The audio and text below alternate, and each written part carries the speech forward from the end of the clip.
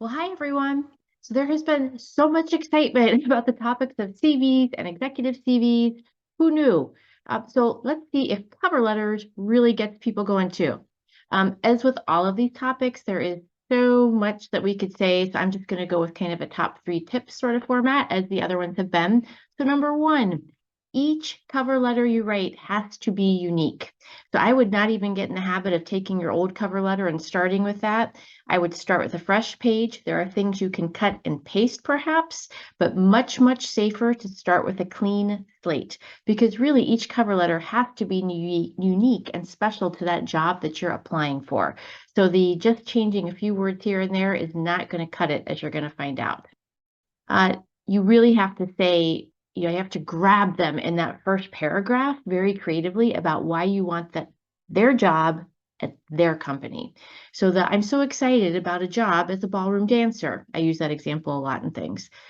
They're going to see a million of those. That's not exactly what you want to hit. It's got to be more creative and about why you want their particular job at their particular company. Really key. All right. Number 2, you want to use the words in the job description as you write your qualifications. So let's just say that the job description says the ballroom dance instructor needs to have detailed, quick footwork.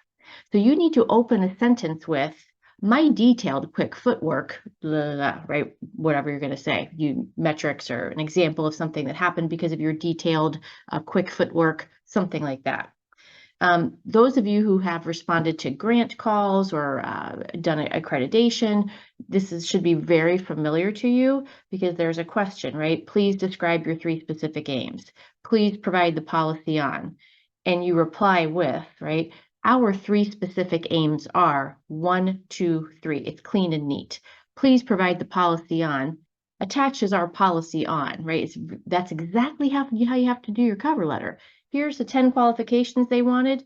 You're going to repeat those words in your cover letter and how you have those qualifications using words from the cover letter, from the job description in your cover letter.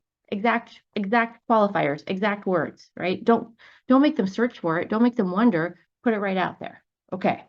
Number 3, when you're using examples of things that you have done that satisfy the qualifications, try to use metrics if possible. People like data, people like numbers. So any place you can throw those in, that would be great. So I increased patient traffic by X%.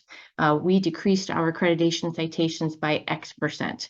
It doesn't always have to be percent, but whatever your key performance indicators are, whatever your metrics are, try to use some numbers if you can in there as well. That can often help. So, all right, those are 3 really quick tips on cover letters. So much more. I help folks get unstuck and achieve their personal and professional goals. It's one of the most exciting, gratifying, wonderful possible things that happen to me. It can happen to you. Sometimes that means getting a new job, not always, but sometimes it means that. And clearly these segments about CVs and executive CVs have resonated with some folks. So I'm thinking about doing a free webinar where I can dive into these topics a little bit more. So if you would be interested in that, drop me a DM, and particularly put in the comments or in a DM, what questions would you want me to specifically answer or address on the webinar? That'd be really helpful. So until next time, here's how to write your cover letter. All right, bye-bye.